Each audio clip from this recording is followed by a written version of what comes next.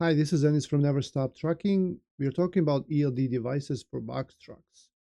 We all know that semi trucks do need them, and I did see a few comments from drivers thinking that they don't actually need these devices, or dispatchers that were confused because they go by what the driver tells them. So, do box trucks actually need these ELD devices? Let's find out and stick to the end of the video. I will be talking about some additional rules for box trucks.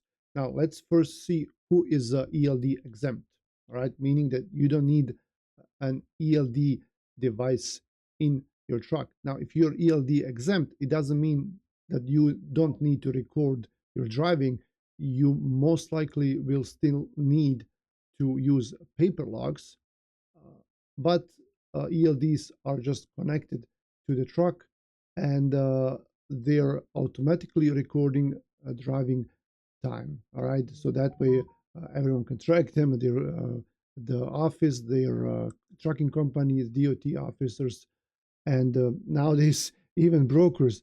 So those using paper logs for no more than 8 days in a 30-day period, they are exempt. Now, this is some specific cases. For example, a construction company where they drive their commercial vehicle only less 8 days or less in a 30-day period. This is not for someone who usually drives more in a 30-day period, but then for some reason this 1 month they didn't go out more than 8 days and they decided that they can just do it that way with paper logs. No, that doesn't mean that. Also, this doesn't mean that a company hires an owner operator and tells them, hey, since now we don't have an ELD right now available for you, we'll just have you drive 8 days with a paper log and then we'll install ELD. No, it doesn't work like that. Also, if you're renting a truck, if you're renting a box truck, your renting company like a Budget or Penske or Ryder, U-Haul, they most likely have these ELDs already installed. If they don't, it's on you. You have to make sure that you comply with these rules. So if you're going to be driving it less than 8 days in 30 days, then you should be fine. But if you're going to be driving more than 8 days, then you have to see if you can buy an ELD, something really cheap that you can use, or uh, if there's a way for them to point you to someone that can provide you with an ELD device. All right. And then there are some other categories, right, like drive away, tow away drivers. And then a big category is the drivers of trucks and vehicles manufactured before model year 2000, or the engine is manufactured before year 2000. So anything older than that, you don't have to. Most likely, the computer cannot record that. It's not communicating with the ELD device, the computer that's in that truck, most likely. And even if the truck is newer than 2000, like a truck that was manufactured in 2015, and it has an engine inside that was built before 2000, so 1999 and older, then most likely that truck will not need an ELD either, and they call them gliders, these trucks. And then some special categories, and we're not going to talk about them because most likely you don't fall into that category if you're watching this video. Local drivers may be exempt from ELD rules if they meet certain criteria regarding their usual driving distance. Important to note that even if local drivers are ELD exempt, they are not fully free from the regulations. They must still record their duty status manually via paper records. So this is a so-called 150-mile short haul radius exemption, and this goes, it's a big circle. So from wherever the company you're working for is based, not your home, but the actual company, 150 air miles from there, if you don't travel outside of that area, that imaginary circle, you should be fine. You don't have to have an ELD or paper logs. You do have to have a paper sheet, something like this, where you're going to be recording uh, the time when you started that certain day for each day, and the time when you came back, and the total hours that you were working, all right, for each day. There are additional rules for that. For example, some of these, like there's this 100-mile radius as well, and then they have rules where they say like you have to be off duty for 10 hours and then start your next day. So there are more rules to that.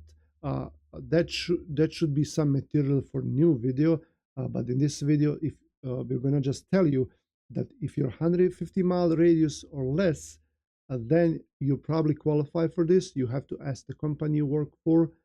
They will know, or state authorities, they will tell you, or federal authorities. All right. Now, who does the ELD rule impact? Generally, the ELD rule applies to commercial motor vehicles, also called CMVs. If that commercial vehicle has a total weight equaling or exceeding 10,001 pounds, you need an ELD. So that goes for any combination. It could be a pickup truck, maybe that has a trailer, so-called hotshot, or a sprinter van, a bigger one that's over this weight. A box truck, definitely, because most box trucks, have a bigger weight than this. All right, so you will need ELD device in your truck if you're a semi truck, and even if you have a box truck. All right, if you're doing over the road, or if you're traveling more than 150 miles away from your base, you will need an ELD. Says right here, pickups, vans, box trucks, semi trucks, anything that's combined over 10,001 pounds.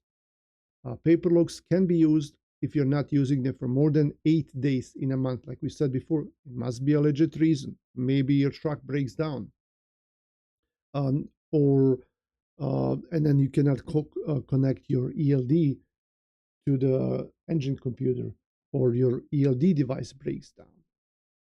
Something malfunctions. You have 8 days to fix that, or come back to your base and replace the ELD device. Paper logs can be used in a glider kit trucks, like we said before, with a pre-2000 engine, or a truck manufactured before the year of 2000. And then if you're in 150-mile radius, that does not require you to use ELDs, but you still need to use timesheet. Now, here are some other rules for box trucks, just so you know them.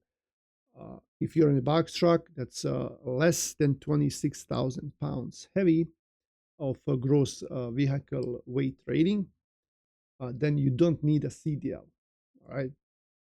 Now, any of this and any of these things that I'm saying, check with your state, check with the federal authorities, check with your company, and see maybe they do require you to have a CDL.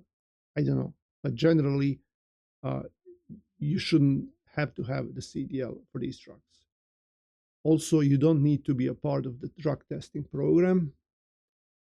What you do need is an ELD. You need a medical card. You need to have a DOT inspection for your truck. And you do need a driver qualification folder and everything that goes with that. Even if you're an owner operator and you have your own authority and you're the only driver, you still need to have that driver qualification folder. And that will include like 10 to 20 different documents, including application, negative drug test results, MVR, medical card, copy of medical card, copy of driver's license, previous employment verification, and other forms. We do sell them on carrierdatabases.com if you do need one. Thanks for watching. If you have any questions or comments, or if I said something wrong, do let me know in the comments section. This is Dennis, Never Stop Trucking. See you later.